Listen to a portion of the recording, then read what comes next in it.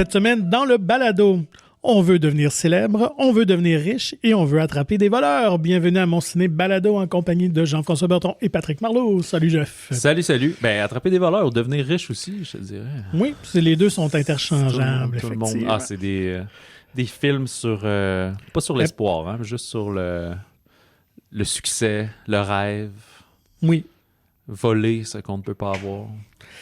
Quand même de belles surprises cette semaine, je pense. Changer son destin. Sa classe sociale, je sais pas trop, s'élever et tout. Est-ce que tu disais des... Ben, je pense que c'est une semaine avec des belles surprises. Oui, mais là, pour les amateurs cinéma.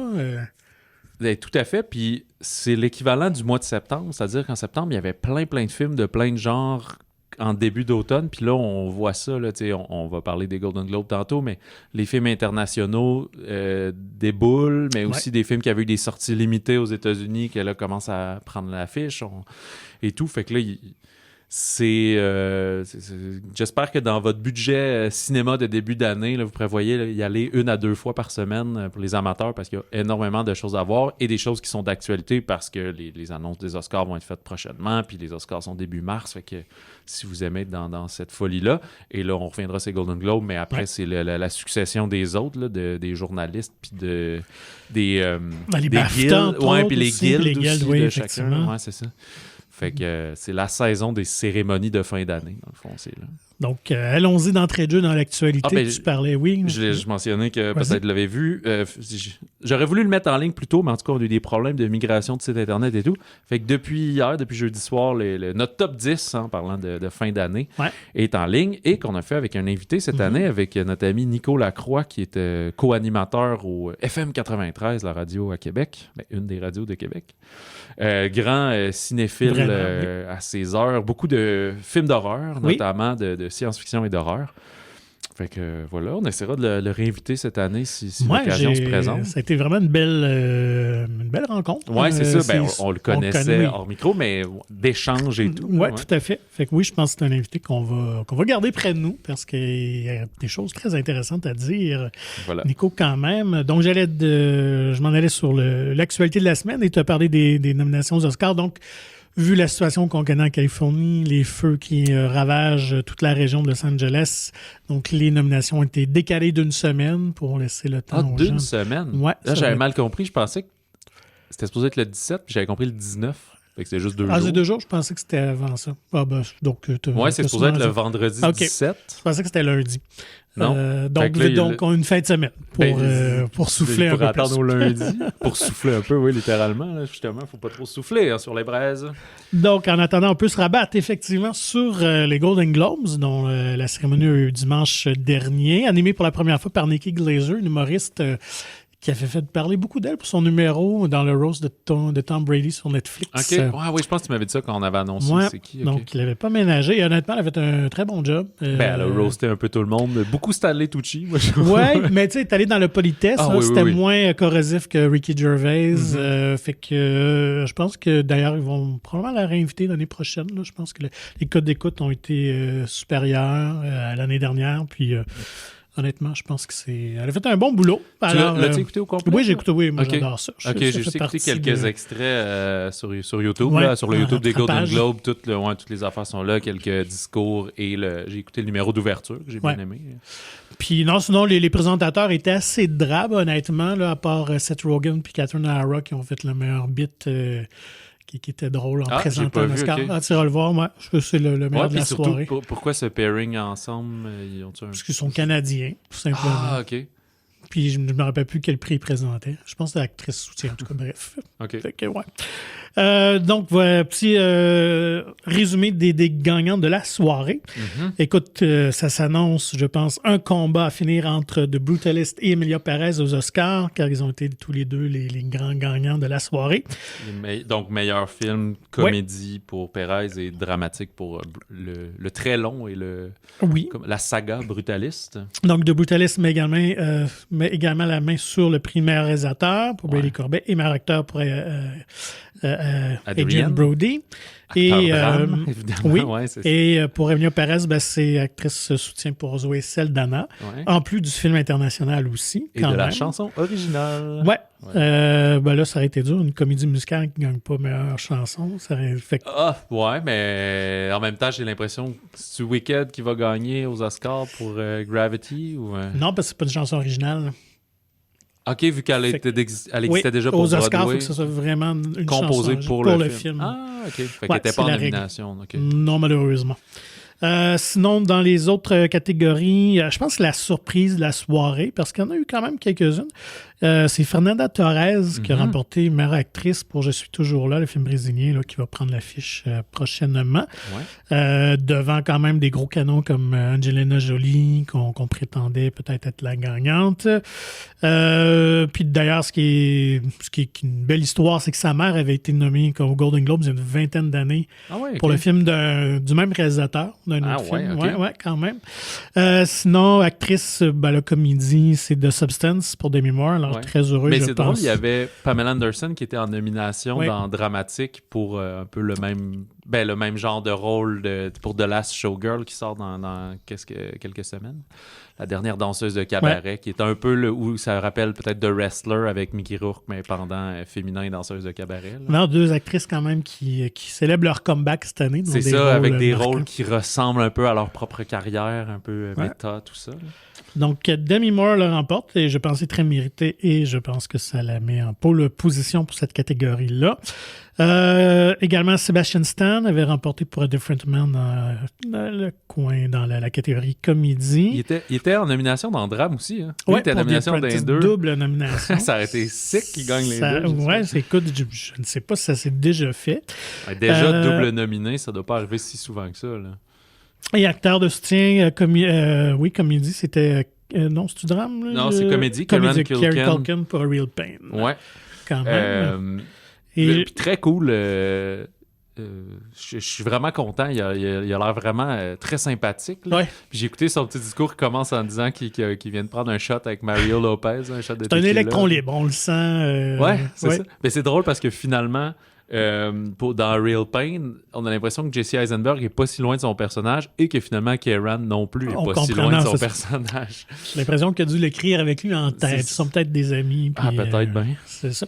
Dans les autres gagnants, l'autre grande surprise pour le film d'animation, c'est Flo quand même, qui continue à récolter des prix assez impressionnants. Là. Puis très très bon film et tout. C'est juste que des films...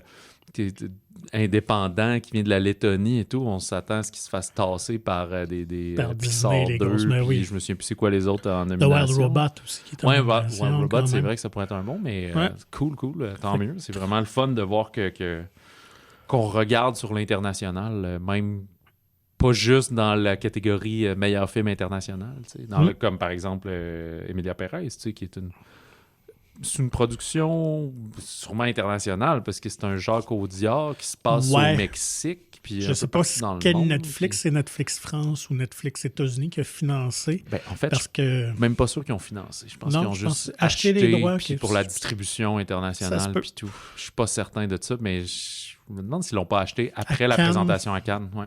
Ça se fait bien.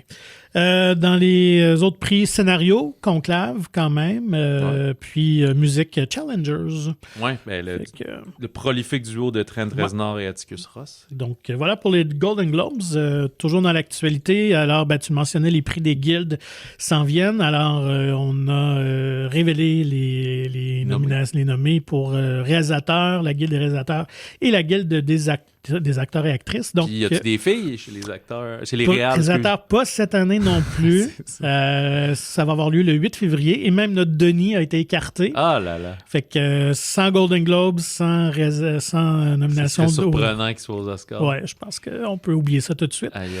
Mais quand même, donc Jacques Audiard s'y retrouve, Sean Baker pour Anora, Edward Berger pour Conclave, Brady Corbet pour Brutalist et James Mangold pour Complete Unknown. Ah, tu vois, moi j'aurais enlevé James puis j'aurais mis Denis. Fait que, Ça aurait pu être ça. Bon. Alors, on jugera qui gagnera à ce moment-là, le 8 février. Puis le 23 février, donc les acteurs. Quelques surprises quand même aussi. Alors, acteurs, là, on n'a pas 2 catégories là, chez les comédiens. J'ai vraiment de la misère à prendre les Golden Globes au sérieux à cause de ça. Ouais, je pense que... Je comprends pourquoi ils font ça, mais en même temps, je trouve que ça dilue le produit. Là. Tout le monde. Puis en plus, ils ont comme 7 nommés, je pense, par catégorie, 6 ou 7. Non, c'est 5. C'est 5, ok, ça m'apparaissait. Mais, puis t'as toujours, tu sais, les controverses comme Demi Moore avec Substance. Ouais, c'est ça. Okay, bref. Fait que... Mais là, puis c'est que tu te retrouves à mettre, tu sais, des acteurs, actrices principaux. Il y a beaucoup de bons films dans l'année, puis c'est vrai que tu peux en trouver 10. Mais là, en secondaire, ça commence à... Ouais. Je trouve que ça ratisse large, là, puis... Donc, acteurs principaux, on a Brady, Adrien Brody. Oui, excuse-moi. Tom Brady. Timothée Chalamet, Daniel Craig pour Queer, Coleman Domingo pour Sing Sing et Ralph Fiennes pour Conclave, donc tout du monde qui a eu des nominations Golden Globes. Actrice Pamela Anderson, Cynthia Erivo pour Wicked, Carla Sofia Gascon pour Emilia Perez, Mickey Madison pour Anora et Demi Moore pour The Substance. Fait que ici, ça se ressemble très bien. Ouais. Acteur de soutien, là, c'est Jonathan Bailey. Mais c'est intéressant qu'il y ait Demi Moore plus Pamela Anderson. On l'a pas encore vu, là, mais en tout cas, on va en parler dans les prochaines semaines du Last Showgirl. Ouais. C'est sûr que Substance a beaucoup plus de buzz, c'est sorti beaucoup plus majeur. Puis je pense que c'est un rôle beaucoup plus audacieux aussi. OK, ouais. Fait que moi, j'ai l'impression que Moore va se rendre jusqu'à la fin. Elle avait-tu déjà gagné un Oscar? Non. Jamais... C'est pas pour G.I. Jane ou des affaires de moi. Ben, en fait, pas pour Striptease. Elle n'a pas gagné.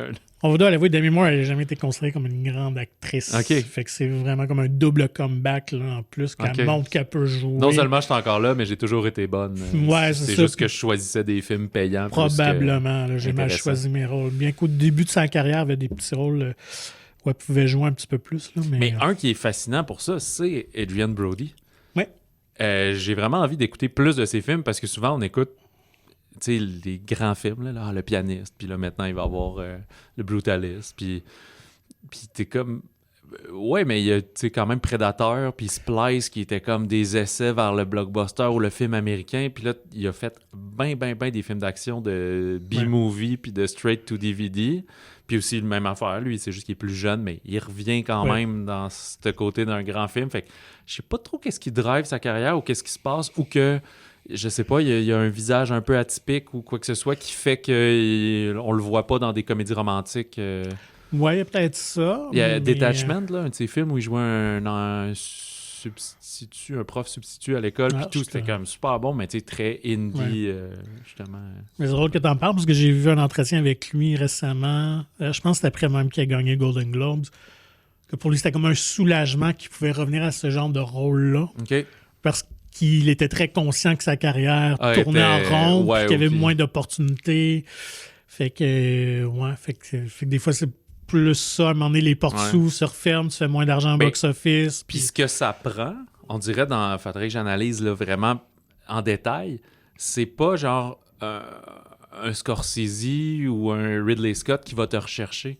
C'est une jeune cinéaste qui tripait sur toi pour X rôle, qui fait « Hey, moi, j'aimerais vraiment ça », puis la personne, le comédienne devient accessible parce que, comme, ben oui, tu sais, Pamela Anderson n'a jamais eu des rôles comme ça, là, tu sais. Le meilleur exemple, c'est John Travolta avec Pulp Fiction.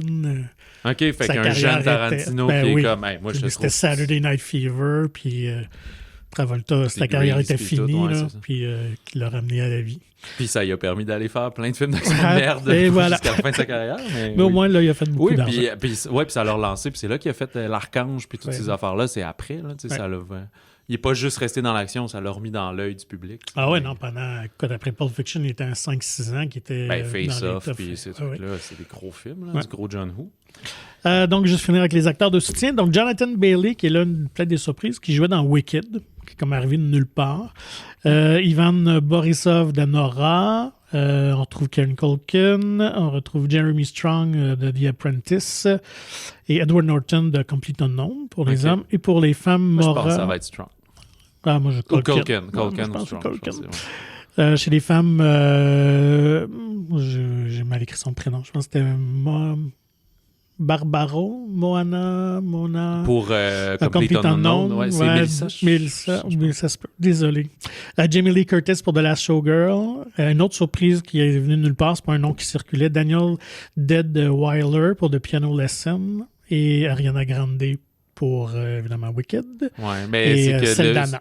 Ouais, puis c'est parce que The Piano Lesson, c'est un film Netflix qui n'est même pas sorti au cinéma, à peine juste pour être là-dessus, puis tout, un peu comme Emilia Pérez, mais Emilia Pérez avait un buzz de Cannes et tout, fait que je pense que Piano Lesson est comme très bon film, mais personne ne parle de cette affaire-là, malheureusement. Effectivement. Ben, tous les studios, tout le monde essaie, arrive à la fin, hey, il y a mon film, il y a le mien aussi, puis ça se mange de la laine sur le dos, puis...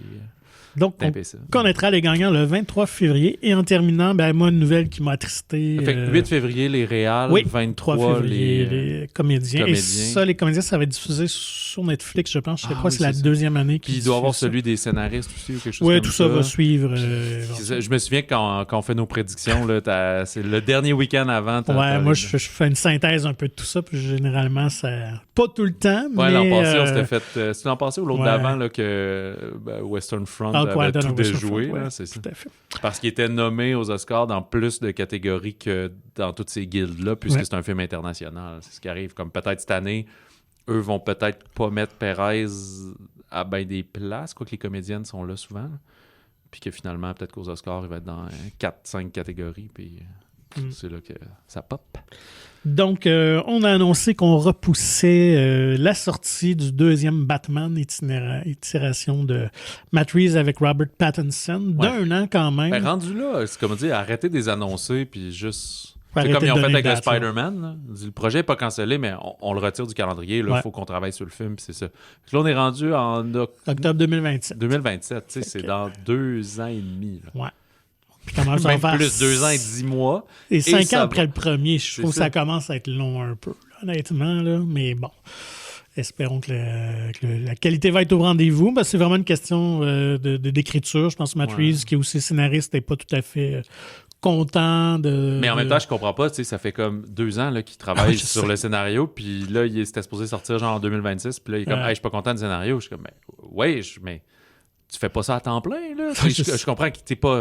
À chaque jour, tu n'écris pas pendant 8 heures, mais... Ou bien, on le sait pas, puis il va nous sortir un autre film entre-temps, puis il est sur d'autres choses. Je sais pas. C'est rare que les cinéastes sont sur plusieurs projets quand ils écrivent eux-mêmes les films. Puis tout. Ridley Scott, c'est pour ça qu'il sort un film à tous les 15 mois. C'est parce que il n'est pas au scénario puis tout. Là, il a sûrement un droit de regard ou quelque chose, mais c'est que lui, il est tout le temps en train de préparer le prochain film. Il va le tourner, puis pendant que c'est en montage, il va sur le prochain. Puis il dit, c'est comme ça que je continue à en faire plein. Si j'attendais que ça sorte, je serais sûrement tellement des fois débiné par la mise en marché, puis le résultat, puis le box-office que ça me donnerait pas envie de recontinuer. Mais j'arrête jamais, fait que j'ai jamais besoin de relancer la machine. Je surfe tout le temps sur une perpétuelle vague de tournage jusqu'à temps de pré-prod. Là, que clairement sa santé lui permettra plus.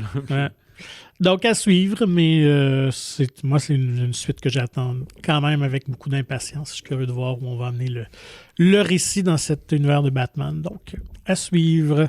Allons-y avec les sorties de la semaine. Il n'y avait pas de temps de bande-annonce. Non, on voit que aussi, on parle autant, on a plein de films d'Oscar et de prix qui arrivent, mais il y a tout le temps énormément de films d'horreur en début d'année. C'est le cas aussi. Fait que là, on a Wolfman qui sort la semaine prochaine. Ouais.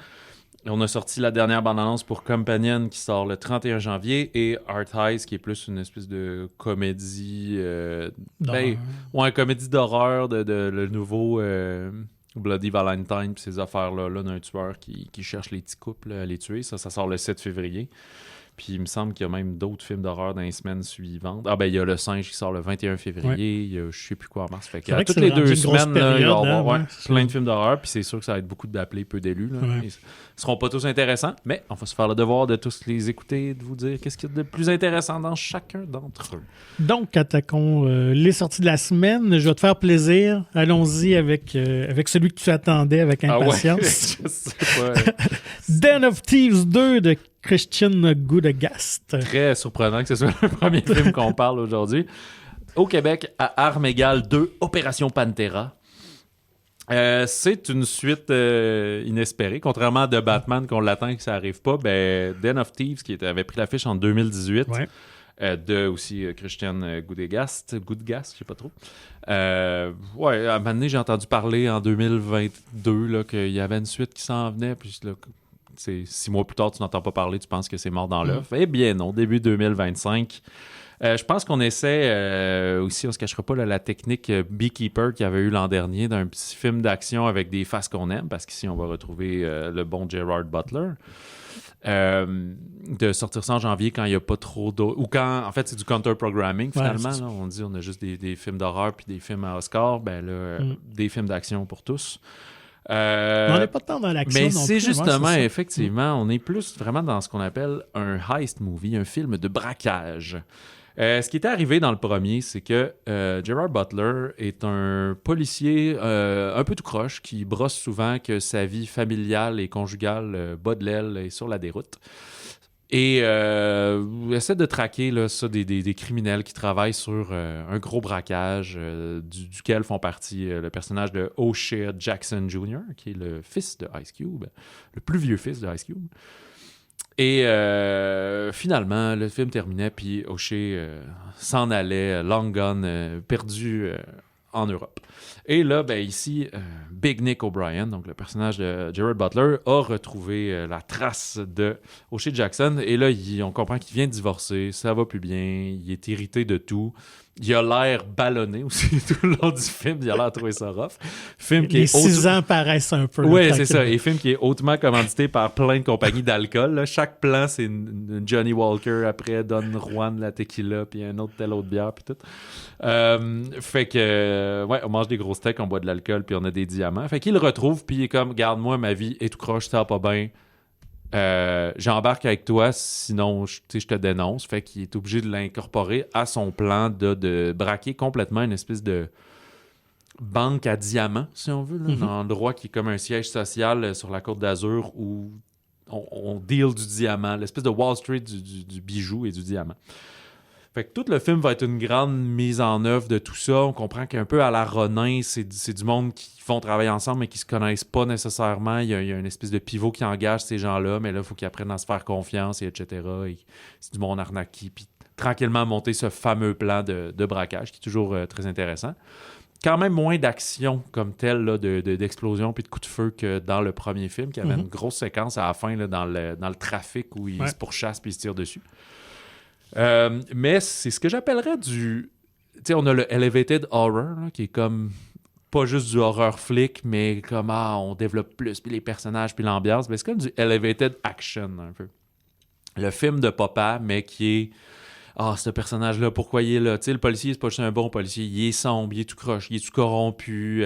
Mais les méchants sont pas si méchants que ça. C'est juste qu'ils sont bons là-dedans. Mais ils écoutent de la musique aussi. Puis ils sont comme tout le monde. Puis ils donnent du type quand ils achètent du gelato. Tu sais, puis de mettre plus ce côté-là, mais reste que finalement, dans ces séquences-là d'action puis de vol, on prend quand même des raccourcis scénaristiques qu'on connaît du genre quand les films durent 1h30, mais là, ils durent 2h10 parce qu'on prend le temps d'aimer puis de caresser ces personnages-là. Tu sais. Oui, c'est des films qu'il faut laisser la logique au vestiaire, comme on dit. Il ne faut pas trop s'attarder aux détails. Mais honnêtement, c'est une belle découverte parce que je n'avais jamais vu le premier. Ouais, fait que là, toi, t'as fait... Fait que j'ai fait quasiment un double projection. Donc, je l'ai écouté hier soir, alors c'est tout frais à ma mémoire. Puis honnêtement, j'ai quand même bien aimé. J'aime beaucoup ce genre-là, honnêtement. Heat de Michael Mann fait partie de mes films préférés. Donc, on sent le premier qui est vraiment un hommage aussi à ce film-là, je trouvais. Oui. Puis ce que j'aime, c'est que c'est justement, on est dans un ton très réaliste, comme des films à petit budget, mais bien faits. Fait que j'étais quand même curieux de voir cette suite-là. Gros tournage international. Ouais, comme on sent qu'il y a un petit peu plus de moyens, mais...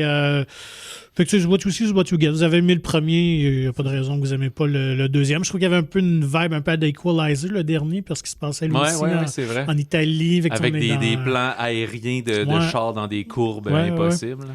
Puis ce qui est quand même drôle comme fun fact, en fait, ça se déroule à Nice, mais ils n'ont pas tourné du tout en France. Ah ouais, okay. Ça a été tourné à Santa Cruz, dans les Caraïbes. Donc, fait qu'ils ont réussi à nous bluffer parce que moi, étant là à Nice cet été, j'étais tout content. Hey, c'est Nice. Ouais, je reconnaissais pas grand-chose, mais je trouvais que ça avait un peu le style visuel, mais en même temps, j'ai pas tout visité. Là, c'est quand même une grande ville. Fait que je trouvais ça curieux. Donc, fait que voilà. Alors, soyez avertis.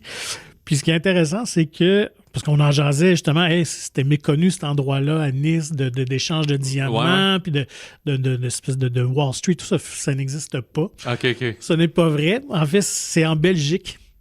Fait qu'ils ont recopié ce quartier-là, dans la ville d'Antwerp. Et dans le fond, le film est inspiré d'un vrai vol qui est arrivé. Parce qu'il y a une petite connexion au début du film où, lorsqu'ils prennent les diamants, c'est en Belgique, à l'aéroport d'Antwerp. Donc, c'est vraiment dans cette ville-là qui existe et qui a eu un vrai cambriolage. OK. Donc, mais pourquoi ils l'ont pas gardé en Belgique? Pour les décors, puis c'est ça. On va savoir. Je sais pas. Donc, un vol qu'il y avait eu en 2003 de plus de 100 millions de diamants et tout ça. Mais ils avaient été attrapés et mis en justice. Fait que un film qui prend son temps quand même. Peut-être que c'est ce qui va arriver ici aussi. Qui sait? Donc, un film qui prend son temps. Puis moi, je trouve ça le fun. J'apprécie, moi, ce genre-là.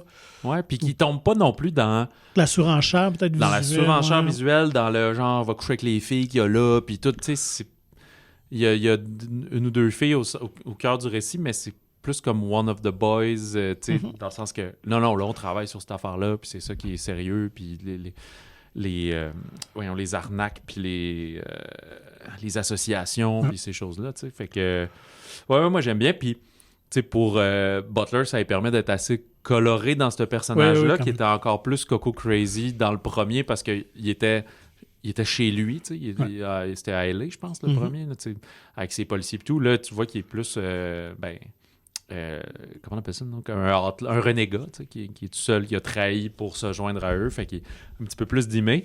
C'est dommage pour O'Shea Jackson, parce que lui, il a un personnage qui est souvent en réaction à ces choses-là. Il garde tout en lui, parce que c'est un peu ce qui arrive dans le premier. On sait pas trop où il se place réellement par rapport à tout ça.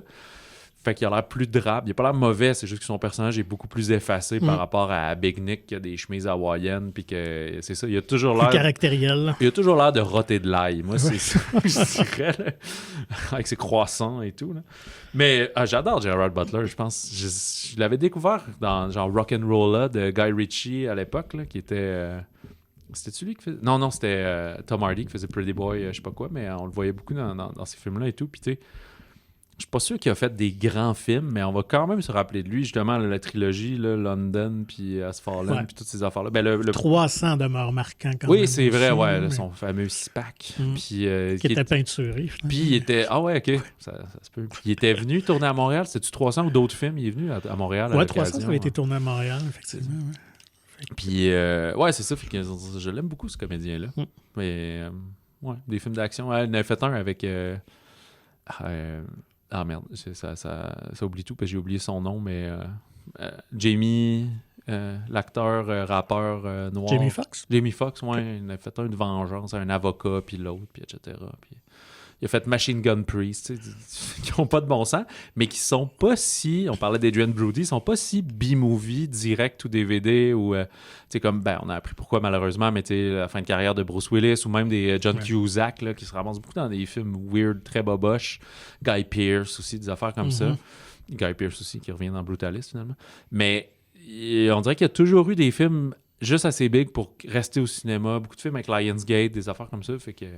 Hey, good for him. Puis il a l'air super smart. Il a l'air très cool.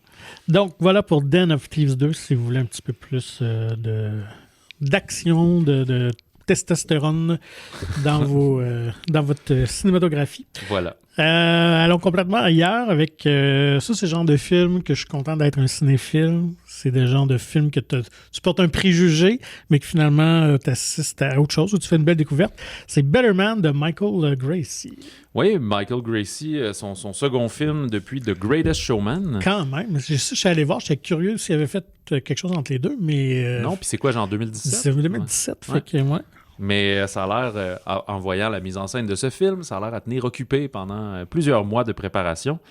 Qu'est-ce que c'est Better Man ou Meilleur homme au Québec? C'est un biopic musical, car oui, c'est à la mode. Il y en a déjà Aznavour et Bob Dylan à l'écran. Mais sur Robbie Williams, cette fois-là, donc le chanteur britannique, en fait, je pense qu'il est écossais, en tout cas, du Royaume-Uni, de Grande-Bretagne. Mais là, on se dit, mais on sait pas trop c'est qui Robbie Williams, là, à part Rock DJ. Là, il n'y a pas tant marqué ici. Malgré tout, c'est mon film, c'est mon biopic préféré de l'année. Là. Mon biopic musical préféré de l'année. Je trouve que c'est incroyablement bien monté et ficelé pour être intéressant. Ce qui est cool, c'est que finalement, Robbie Williams, c'est le anti-héros que le cinéma avait besoin, plus que Morbius et ce que Sony a essayé de faire. Parce que c'est un peu une marde. Là. Ouais. C'est un peu un trou de cul, ou comme certains disent, une graine. Puis tous ses problèmes personnels par rapport à sa confiance en soi, il veut être un chanteur, puis ça commence quand il va... Enfin, il va être célèbre. Il va être célèbre, c'est ça. Et tu vois qu'il est pas bon à l'école, mais il se tient en forme, il danse beaucoup, il fait ces affaires-là. Il veut être sur le showbiz, parce que son père le fait un peu. Puis il va avoir à mener une audition pour former un boys band à la Backstreet Boys et tout, qui s'appelait Take That, que moi je connaissais pas, mais qui a dû être hype dans les mêmes années, début 90 ou mi-90 en Angleterre. Puis, fait qu'il va rentrer là-dedans, mais il va juste être un petit peu le danseur en arrière, puis jamais pouvoir prendre la place. Puis lui, il écrit des chansons tranquillement, il écrit des paroles, il écrit pas de la musique. Puis, tous ses problèmes personnels, c'est ça, de confiance, de quand on le remet derrière, qui pense qu'il a volé sa place de cette manière, il solutionne ça en prenant plus de drogue. Puis quand il est drogué puis sous, il dit d'affaires pas fines aux gens qu'il aime. Puis, fait qu'il est pas fiable, puis il est tout croche. C'est pas une personne diabolique. Ce qui est bien dans le film, c'est que Robbie Williams, il est encore en vie, il est encore là. Ouais. C'est lui qui narre le film et qui prête ses yeux au personnage. Parce que l'autre singularité du film, c'est que lui-même est joué par un singe. Dans le fond, par Juno Davis, qui fait du motion cap, dans le fond, et qui est comme un primate, mais qui s'est pas accusé que c'est un singe. C'est juste qu'il fait référence à ça. Il dit « Je me sentais un peu comme un animal de cirque, un singe qu'on paye pour voir. » Puis lui-même, c'est ça son mantra. Il dit au début, « Hey, on s'en fout que t'aimes ça ou pas. C'est juste, t'es populaire, t'es là, fait que tu mets un sourire d'en face, puis tu le fais. » Mais ça marche un temps, mais il finit par se mentir à lui-même et tout. Fait que ce côté d'accepter qu'il n'a pas été fin avec ben du monde, là, tu sais. Ouais. Fait que rend ça très réaliste et attachant. C'est donc ça qui en fait un anti-héros, finalement. Tu l'haïs, mais tu finis par prendre pour lui. Et j'ai beaucoup aimé le traitement qu'on fait aux chansons. Sans parler de la mise en scène, mais ça, c'est une grande difficulté dans un biopic, c'est de dire « Hey, cette tune-là est tellement bonne, comment l'as-tu composée? » On s'en fout, parce que la personne, comment elle l'a composée, là, c'est qu'elle s'est assise derrière son piano, sa guitare ou ses affaires, elle a pris ou pas 10 bières, puis elle a écrit la tune, puis elle a pioché dessus, puis ça finit par faire ça. Fait qu'à un moment donné, c'est ça qui est arrivé. Le moment où il a pris le saut de composer ses chansons, de travailler avec un pianiste, ça, on le voit, mais c'est comme, il bisoune des textes, puis à un moment donné, il y travaille, puis ça devient des chansons, tu sais. Puis on a l'air des intégrer aussi de manière non chronologique dans le film, puis ce qui est bien, tu sais. On veut voir, Rock DJ arrive assez tôt quand il est dans Take That, puis méchante scène de montage, justement. Ouais. Là, non, écoute, Michael Gracie a fait un travail colossal de mise en scène, de chorégraphie. C'est à quoi je m'attendais pas en voyant le film. D'ailleurs, je savais même pas que c'était lui qui avait fait The Greatest Showman avant. Fait que ça se voit à l'écran, son amour des comédies musicales. Fait que c'est une réalisation hyper dynamique. Parce que le film est quand même un 2h10 et quart. Ouais, à peu près, quand même. Mais je salue l'audace, effectivement, de Robbie Williams. Je trouve qu'il y a toujours un côté vaniteux et narcissique de faire un biopic sur quelqu'un qui est déjà vivant, d'autant plus si c'est lui qui est producteur en plus de son propre film. Sa carrière n'est pas finie. Non, c'est ça. Mais le fait qu'il se censure pas, qu'il assume complètement qui il était, qu'est-ce qu'il faisait, je trouve que ça ramène une dimension très humaine à son personnage. Quand même une histoire intéressante aussi où il était en couple avec, c'était comme un power couple en Angleterre. Avec la fille de All Saints, Nicole quelque chose. Nicole Appleton, qui est mariée par après Liam Gallagher d'Oasis. Ouais, qui devient un peu... Qui est très drôle les quelques fois qu'on va dans le film, qui est, je pense, très bien représenté. Puis écoute, c'était audacieux aussi qu'il soit incarné justement par un singe numérique qui est bien fait quand même, c'est pas cheap. Fait que ça a été une belle surprise, honnêtement. J'avais beaucoup de préjugés. Je savais pas à quoi m'attendre. Ce qui arrivait, c'est qu'on s'en fout du film. Parce qu'on connaît pas. C'est super le fun à écouter. C'est ça. Puis les critiques étaient super bonnes. Fait que ça m'a comme, OK, tu sais, je vais lui donner vraiment une chance sincère. Puis, comme tu as dit, c'est vraiment très, très bon. Écoute, il aurait pu être dans mon top 10 l'année dernière, là, s'il était sorti avant les fêtes. Peut-être qu'il va se retrouver dans lui de 2025. C'est pas impossible. Mais ça faisait longtemps que j'ai été diverti comme ça par un film. Fait que si vous aimez déjà, vous connaissez Robbie Williams, ben c'est sûr que ça va vous intéresser. Si vous vous intéressez à la musique en général, vous aimez ce genre-là, allez-y, même si ça peut paraître un peu étrange, cette formule-là là, de représentation de Robbie Williams. Mais je pense que c'est ce qu'il rajoute au film. Il faut quand même souligner, même si j'avais pas été un grand fan du documentaire sur Will Ferrell Williams aussi, sorti en Lego. En Lego, mais je trouve ça le fun que quand même dans la dernière année, on a 2 films de ce genre-là qui essaient de dépoussiérer puis d'amener quelque chose de nouveau là, au biopic. Là. Puis, j'ai pas contre-vérifié, mais le prochain film de Michel Gondry, là, c'est aussi sur Pharrell Williams. Oui, j'ai vu ça passer, effectivement. Là, passer à d'autres choses. Mais oui, là, ce qui est bien, c'est que ça serait 3 exemples. C'est sûr que Michel Gondry va faire quelque chose un peu hors format. J'imagine, ouais. Mais de réinventer le biopic, tu sais. Mais Piece by Piece, c'était documentaire quand même, mais dans sa mise en scène.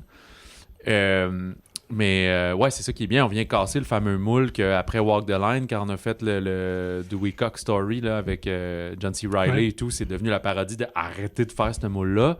Puis certains films prennent pas d'audace puis sont très Wikipédia, il se passe ça, il se passe ça, il se passe ça, il se passe ça, voilà, tu sais. Ben, je pense que le succès de Bohemian Rhapsody a choisi un peu son arrivée puis la fameuse transition guitare, puis quand il a fait un petit fuck you à la scène folk très encarcanée dans ce qu'elle est guitare-voix.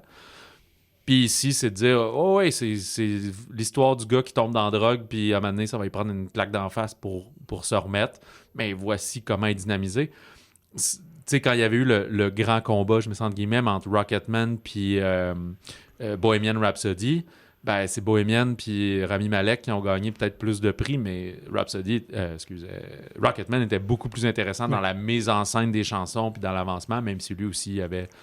Tu sais, finalement, c'est que tu deviens trop connu trop vite. Là. C'est parce que ces gens-là deviennent des célébrités à 18 ans. Tu sais, lui, il était dans le boys band, il avait triché en disant qu'il était majeur, mais il avait 15 ans. Fait qu'à 21 ans, il était alcoolique, accro à coke, puis défoncé, il devait dormir 4 heures par jour, même pas par nuit. Tu sais.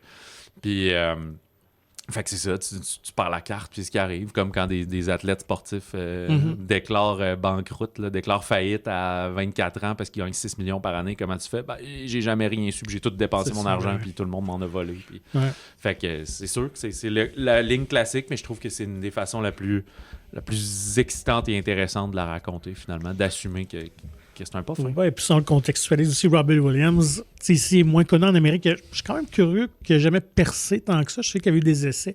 Mais en Angleterre, c'est une méga vedette. Oui, bien, on le voit. Là, puis, il fait ouais, c'est ça. Puis il avait signé le plus gros contrat de disques au moment, là, au milieu des années 2000, 88 millions d'euros, quelque chose de même, qui était énorme. Ouais. Là. Fait que là-bas, c'est vraiment une légende. Là. Fait que voilà. Puis c'est une coproduction aussi avec l'Australie. J'ai relevé quand même qu'il est en nomination pour eux, leur équivalent des Academy Awards, qui est les ACTA Awards. Il y a eu 16 nominations. C'est ce qui est un record absolu pour un film. Donc, je pense qu'il était bien apprécié là-bas. Mais des fois, je veux rien y enlever, mais des fois, les pays qui produisent moins de films, quand ils ont un gros film, c'est sûr qu'ils se retrouvent partout, tu sais. Ben oui. Même les Césars, ça le fait beaucoup. Là. Ils font énormément des films, la France, mais leurs 2-3 gros films, au Québec, Vampire Humaniste, 22 nominations à un moment donné, c'est de dire, oui, on fait 40 films par année, mais il y en a quelques-uns qui s'élèvent au-dessus. T'sais. Aux États, on en voit peut-être, comme ils en produisent encore plus, c'est un peu plus varié peut-être. Là. Puis ça me fait penser, parce que quand tu as dit un artiste qui assume de montrer son côté laid comme ça, tu sais, Rocketman était endossé aussi un peu par Elton John. Là. Il assumait aussi ces affaires-là, étant encore vivant et tout. Tu m'avais appris il y a quelques mois ou années que Anthony Kiedis, le chanteur des Red Hot Chili Peppers, son histoire, je me souviens plus s'il a développé pour une série télé ou un film, mais c'était comme c'était plus des achats de droits puis du pourparler, il n'y a rien en tournage. Mais lui, il avait écrit la biographie, son autobiographie avec un writer, mais c'est quand même autobiographie. Scar Tissue qui avait écrit genre 2005, là, ça date quand même. Ça. Le band a continué par après. Mais il cachait pas tous ces déboires de drogue puis d'accro à l'héroïne, à coke, à la sexualité même et tout. Fait que peut-être que si on arrivait à le mettre en scène d'une manière plus créative, il y aurait quelque chose de cool à ça, puis pour ça qu'il y a peut-être un succès potentiel. Mais si on le fait très by the book, très classique. Là, je pense que c'est pour ça que je n'étais pas si emballé par ça. Là. Je trouvais que c'était un peu vaniteux, mais écoute. Ça prend quelqu'un d'autre qui t'approche en disant « J'aimerais raconter ton histoire pour que le produit devienne intéressant, pour que, s'il vous plaît, racontez mon histoire. » Ouais. Et quelqu'un qui a vraiment une approche très artistique non conventionnelle. Oui, puis tu sais, il y a le classique aussi à la fin, dans le générique, de voir les vraies images, des photos de trucs qu'on a vus, de faire ça m'a tiré la larme à l'œil, moi, à la fin, là, quand il fait le show avec l'orchestre et tout. Oui, là. je vous mets au défi, si vous voyez le film, de ne pas retenir une petite larme à la fin. Humainement, et le côté familial et tout, là, parce qu'il fait partie de ceux que ses parents se sont séparés, que son père l'a abandonné, qui ont eu de la misère à... Mais pas abandonné, mais il est parti en tournée, puis il a eu de la misère à connecter, puis à savoir comment s'aimer dans cette relation-là. Et surtout qu'il se repointe quand même au moment où il commence à avoir du succès. Ça, c'est quelque chose qui arrive souvent chez les enfants vedettes. Là, où, fait que finalement, Justin Bieber, c'était ça aussi. Là. Son père était revenu dans le décor une fois qu'il était super parce que riche, c'est le fun de dire que c'est ton fils. Oui, certain. Là. Puis là, peux-tu m'aider un petit peu? Ou le parent de Britney Spears qui a gardé son père, qui l'a gardé sous tutelle, genre 35 ans. Là, ça vient de finir. Là. Donc, Better Man, vraiment, je pense que c'est la surprise de la semaine. Si ça se trouve, on a fait la plus grosse couverture médiatique du film. Je pense que oui. Allons-y avec moi. Un autre coup de cœur, je pense que c'est le genre de film que j'ai plus aimé que toi, puis c'est correct. Un ours dans le Jura de Franck Dubosc. Oui, de l'ami Franck. De l'ami Franck qui réalise et joue dans le film. Ouais. C'est sa 3e réalisation. Et d'habitude, il réalisait des films qui ressemblaient plus auxquels on le reconnaît. Des comédies romantiques, des comédies de situation, des vaudevilles, des trucs comme ça. Là, il est allé full-on Coen Brothers avec de la comédie noire un peu satirique. Et il met à l'écran aussi de ses amis Benoît Poelvoorde, Laure Calamy. Fait que c'est un couple un peu usé par le temps, qui ont beaucoup de difficultés financières. Ils sont des pépiniéristes, comment on dit? Pépinistes, en tout cas. Ils ont une pépinière de sapins. On est dans le Jura, justement, qui est comme au nord-est de la France, collé sur la Suisse, tout ça? Je me souviens plus. En tout cas, aux limites, fait qu'il y a de la neige par là-bas. Oui. Et drôle de timing, c'est un film de Noël, comme Die Hard est un film de Noël. On est autour du temps des fêtes. Michel, le personnage de Dubosc, va avoir un petit accident de la route qui va, par le drôle de hasard, après avoir croisé un ours, tuer une ou deux personnes. Et là, vouloir cacher ça, va comme laisser ça de même en disant « faut pas que ça se sache que c'est moi, mais c'est vraiment un bête accident et tout ». Mais ils vont découvrir qu'il y a une mallette d'argent dans laquelle il y a 2 millions de dollars. Et là, va s'enchaîner un jeu de « je suis assez malin pour pouvoir garder cet argent-là sans que le policier que je connais très bien parce qu'on est un petit village réalise que c'est moi. » Puis plus il essaie de cacher des affaires, plus il trouve des cadavres parce que c'est pas pour rien qu'il y avait une valise avec 2 millions de dollars parce qu'il y avait de la magouille puis de la mafia qui se passait par là. Et arrive aussi au poste de police en même temps des réfugiés qui traversent le bois puis que soudainement ils ont tous besoin d'aller à la toilette parce que ils ont des choses dans le derrière. Fait que comédie de situation et de cynisme qui est beaucoup basé quand même sur l'incompétence des gens quand même dans ce facteur-là. Fait que voilà, toi, grand fan de Dubosc. Ben écoute, oui, j'avais aucune idée à quoi, qu'est-ce que j'allais voir. J'avais pas eu la bande-annonce. Donc, moi, j'ai vraiment embarqué ces genres d'humour que j'aime. Un peu bon enfant, décalé, un peu de malaise, tout ce beau mélange-là. Fait que moi, honnêtement, si vous aimez le cinéma des frères Coen, surtout Fargo, là, on sent que c'est vraiment une lettre d'amour, un film hommage à Fargo. Benoît Poelvoorde que j'adore. Très bon là-dedans. Là, c'est un Benoît le top. Là. C'est ça, parce qu'il est pas trop niaiseux comme le chef de la brigade policière, mais tu vois qu'il est un peu désabusé. Évidemment, c'est comme sa femme l'a laissé ou est morte, je me souviens plus. L'a laissé, je pense. Il est avec sa fille, mais sa fille, elle arrive à l'âge de la crise d'adolescence de sac-moi à paix, mais elle amène pas une double vie, mais elle fait pas mal d'affaires en cachette que c'est l'âge où tu aimerais ça le savoir, mais tu sais pas. Fait que pas mal tout le temps avec des TV dinner de dîner chez lui. C'est tous des personnages qui sont dépassés par les événements. Mais en même temps, le scénario, j'ai trouvé vraiment habile parce qu'il nous déjoue souvent. On pense que le récit va s'en aller dans telle direction. Oups, finalement, non. Emmanuelle DeVos, elle a un très beau petit caméo. Oui, ça, c'est comme la directrice du bordel. Ouais, c'est ça. Ouais. Je l'ai brûlé, là, mais... donc, je la voyais au générique, puis quand j'ai préparé mes notes, puis je l'ai vu avant les fêtes, puis j'étais comme, qui donc? Ah ouais, je pense que c'est ça. Fait que moi, une belle surprise, genre de comédie noire que j'aime. Puis d'ailleurs, j'ai eu la chance d'interviewer Franck Dubosc. Ah ben, dis donc, à Cinémania à Montréal. Alors, c'était une belle rencontre. Quand même, un bonhomme très intéressant. C'était pas en personne. Pas en personne, c'était oui. en personne. Ouais. Ok, je me souviens plus, c'était ça. Donc, Tu as-tu serré la main? Sûrement. Y a-tu fait des blagues? Y est-tu drôle? Il est très sympathique, mais pas. Comme, il fait pas le fanfaron, là, nécessairement. Oui, puis tu arrives dans un contexte où tu as été devant lui 15 minutes, puis après, il y avait quelqu'un d'autre, puis quelqu'un d'autre, puis quelqu'un d'autre. Mais très sympathique. Puis, donc, l'entretien est en ligne déjà sur monciné.ca. Vous pouvez aller le lire. Et justement, ce qui était très drôle, puis il était très, très honnête, il dit les genres de films que moi, je joue dedans, c'est pas les films que j'aime voir. Je suis pas consommateur de ces films-là. Ça me fait plaisir de les tourner. Puis le casting, mais il dit que je les écoute pas, tu sais. Fait que moi, je suis vraiment amateur des frères Coen, ce genre-là. Fait que pour ça, vraiment, pour son 3e film, là, je pense qu'il y avait la feuille de route assez acquise comme réalisateur. Là, en programmation, en production. Donc là, je pense qu'il a peut-être pu avoir les coups des franges pour tourner ce film-là. Mais, fait que bref, un beau petit papier en compagnie de Franck Dubosc. Laisse-moi te parler de 2 autres sorties. Oui. Et en parlant d'audace cinématographique, Foyer de Zachary Ayotte, un film québécois. On est un peu plus dans l'expérimental art et essai ici. Okay. Ça se déroule au Saguenay. On a une jeune trentenaire qui a perdu son enfant, qui va venir en aide à un adolescent qui, lui, est en quête de retrouver sa mère biologique. Puis c'est un peu un road movie, là. C'est le Saguenay. Là. Tu te promènes d'une ville à l'autre, tu essaies de trouver, ils ont des pistes, ils se ramassent souvent dans des maisons pas abandonnées, mais vides, puis ils rentrent un peu par effraction, puis ils checkent, ça a-tu l'air d'être ici, puis ils jouent sur le piano, puis ils se font un œuf, puis ils s'en vont. Là. C'est un film qui a pas été financé, mais qui a été autofinancé, quelques milliers de dollars, toute petite équipe. C'est l'actrice principale, Aude Mathieu, puis Zachary Ayotte, je pense qu'ils sont connus au cégep, fait qu'ils ont travaillé ces idées-là par après.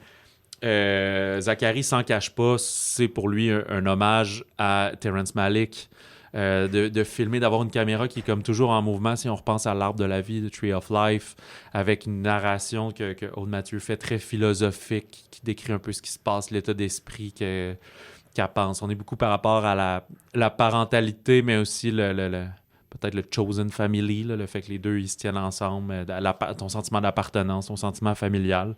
C'est assez court dans ma mémoire, 1h10, 1h15. Là.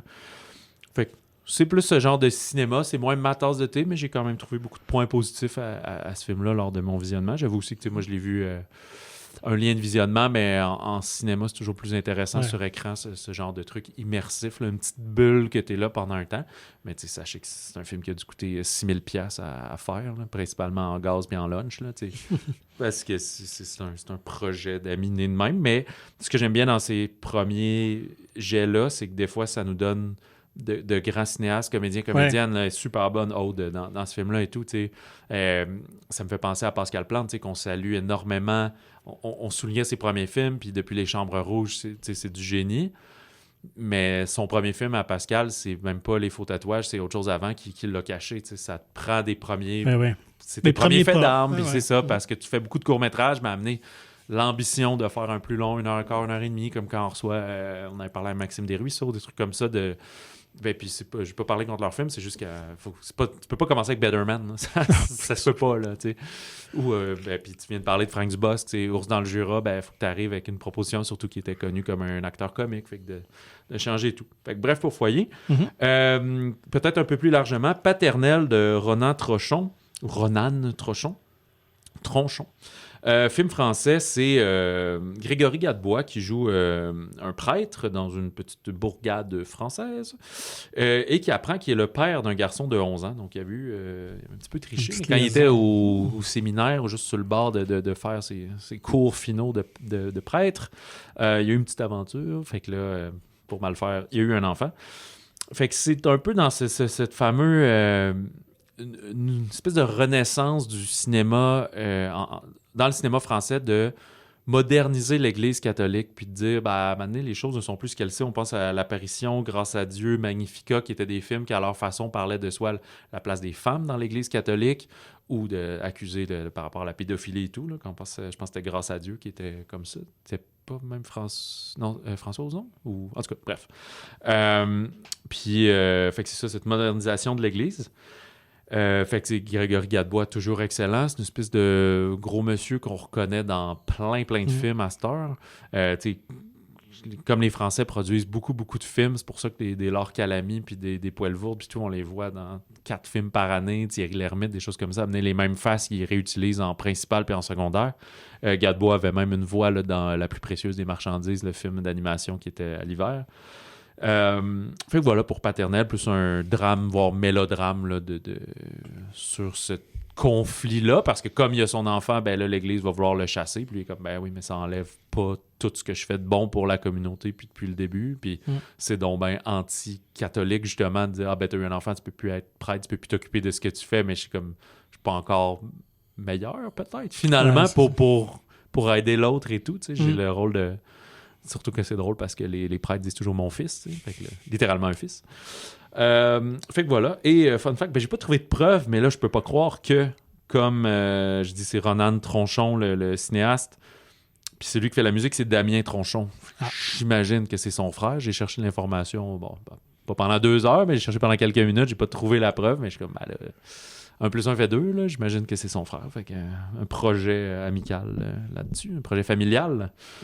Oui, c'est tout pour cette semaine, mais les prochaines semaines, c'est ça, du 5-6 films. Une déferlante de sorties. Ouais, toi, tu vas aller à Unifrance réaliser quelques entrevues pour le magazine et le site web, justement. Fait que tu seras quand même de tous les épisodes, mais ça va peut-être modifier nos dates de sortie puis faire que des fois, on va voir un peu moins de films puis un peu plus la semaine d'après. Il y a aussi beaucoup de... Peut-être vous attendiez à ce qu'on parle du Brutaliste, par exemple, mais là, il sort à Montréal juste en 70 mm. Il sort plus largement le 24 janvier. Même chose, Les Graines du Figuier Sauvage. Il y a beaucoup de films qui sortent à Montréal, qui sortent plus tard à Québec. Et parce que nous, on est à Québec, mais à Québec, Sherbrooke, tout le réseau plus large. Fait que peut-être que des fois, on pourrait les voir d'avance, mais on va essayer de garder avec la sortie large. Là, c'est plus simple pour nous. Là, sinon, on ferait 13 films une fois. Là. Voilà. Fait que la semaine prochaine, on parle entre autres des Graines du Figuier Sauvage, La Chambre d'à côté, le premier film américain de l'espagnol Pedro Almodovar, et Wolfman aussi de Leigh Whannell, qui a l'air très cool. Qui avait étonné avec son Homme invisible il y a quelques années. Fait que j'espère qu'il va continuer à renouveler un peu le genre du monster movie. Ouais, puis ce que j'aime, c'est que si je me trompe pas, le running time est à comme 1h10, 1h40, 100 minutes. Fait que je pense que ça va être quand même assez droit au but à sa façon. Là. Bon, c'est pas 1h20, mais on n'est pas dans le 2h05 et tout. Là. Ça a l'air de se passer très concentré. September 5 aussi, 5 septembre, sur cette fameuse équipe journalistique de sport, mais qui doit couvrir la prise d'otage aux Olympiques de Munich. 79, c'est ça? 78? 72, c'est un chiffre pair, c'est ça. Voilà, fait que la semaine prochaine, voilà, déjà un gros menu. Pour nous contacter, écrivez-nous au balado@commercialmonciné.ca et suivez-nous sur les réseaux sociaux, magazine Mon Ciné sur Facebook et Instagram. Et procurez-vous gratuitement le magazine Mon Ciné qui est disponible en version numérique ou physique dans votre cinéma favori de la province. Visitez le monciné.ca pour lire l'entrevue avec Franck Dubosc et pour plus d'informations. Sur ce, on vous souhaite bon cinéma, bon popcorn. Si jamais vous tombez sur un sac plein d'argent, vous êtes mieux de le laisser sur place. Ça va éviter plein de problèmes. Ouais, cadeau empoisonné.